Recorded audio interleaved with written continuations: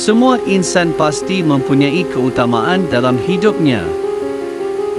Impian yang harus dicapai dan masalah-masalah yang harus diselesaikan.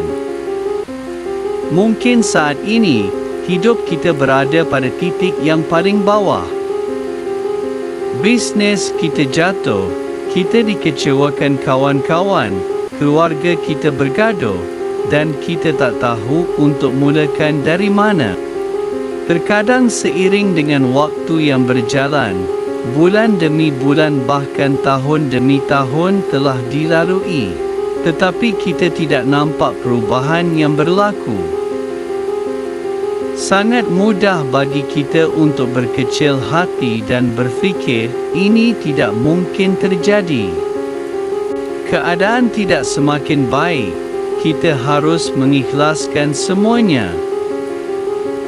Kita semua pernah mengalami kekecewaan, hinaan dan kehilangan. Kesakitan adalah sebahagian dari kehidupan. Hal itu mudah untuk buat kita rasa berkecil hati. Bahkan kita sampai berfikir, kenapa ini hanya terjadi kepada kita? Seiring dengan waktu yang berjalan, semua kesulitan ini pasti akan berlalu. Kamu akan melaluinya dan akan membuat dirimu menjadi berbeza. Masa susah membuat diri kita tidak tenang, rasa gagal dan kita terbeban dengan semua hal itu. Tapi, macam mana kesakitan itu akan mengubah kamu? Itu semua bergantung dari keputusan kamu sendiri. Kita akan lemah dan kita juga boleh jadi jauh lebih baik. Tiada siapa yang sukakan kesakitan, tapi kita bukanlah seorang yang lemah. Kita adalah pejuang. Kita harus melalui semuanya tanpa pernah mengeluh tentang kepayahan. Kerana tanpa kepayahan kita tidak akan mampu berdamai dengan takdir kita. Semua manusia yang berjuang akan selalu menghadapi kekecewaan. Tugas kita bukan hanya melalui kekecewaan itu, tetapi kita harus bersama dengan kekecewaan itu. Kepayahan adalah peluang untuk kita menjadi lebih kuat, membentuk diri menjadi lebih baik dan bertanggungjawab.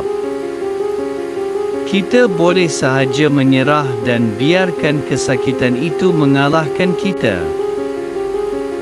Tetapi, apa akan terjadi jika kita hanya berserah dan mengalah?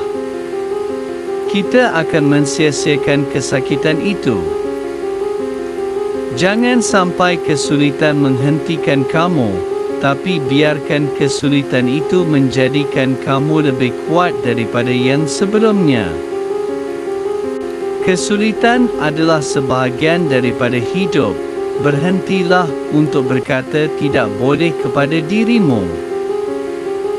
Kesulitan akan segera pergi dan kamu akan diberikan dengan kekuatan yang baru. Hanya disebabkan semuanya tidak berlaku, tidak bererti semua akan terjadi. Apa yang akan kamu ingati?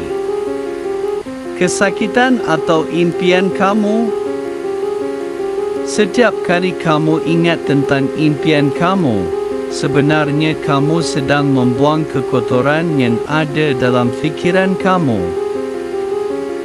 Kerana seorang pejuang sejati, walaupun dilemparkan dengan kekotoran, dia tidak akan membiarkan kekotoran itu mengkuburkan impiannya. Impian kamu harus terus membara. Mungkin kita sudah mencuba dari setahun yang lalu, 5 tahun yang lalu, malah 20 tahun yang lalu. Semuanya masih belum berhasil, malah tiada siapa pun yang membantu. Cuba dan teruskan mencuba. Inilah waktu dan saat kamu yang mana takdir sedang memanggil kamu dan impian kamu tidak pernah mati. Impian kamu hanya belum dalam genggaman kamu. Waktu akan menentukan segalanya. Kejayaan akan datang tepat pada waktunya. Doa yang telah engkau pohonkan, impian yang telah engkau ucapkan, usaha yang telah engkau lakukan telah tercipta. Gagal bukanlah pilihanmu dan teruskan berjuang dan berusaha, kerana ini bukan pengakhiran dari cerita hidupmu. Ada impian yang harus kamu cipta yang mungkin belum tercipta pada usaha yang terdahulu. Itu tidak menjadi masalah kerana impian itu ada di dalam diri kamu. Inilah waktu dan saat untuk kamu. Buang segala keraguan dan fikiran-fikiran negatif. Kamu telah berada dalam ruang dan waktu yang tepat. Tanamkan dalam diri kamu jika kamu berjaya dan katakan, ini adalah tahun kamu keluar dari kemiskinan. Ini adalah tahun untuk saya melansaikan hutang-hutang saya.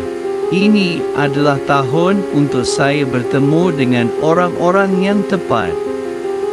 Ini adalah tahun untuk saya menjadi seorang pemenang. Ini adalah tahun untuk saya jadi orang yang disegani dan dihormati. Ini adalah tahun saya untuk mencapai semua impian-impian saya. Jangan pernah menyerah walau sebesar manapun masalah yang menimpa kamu. Jangan pernah menyerah walau sedalam manapun kamu jatuh demi impian yang ada dalam diri kamu. Berjanjilah untuk tidak pernah menyerah dan mengalah. Jangan sampai kita dikalahkan dengan kesakitan.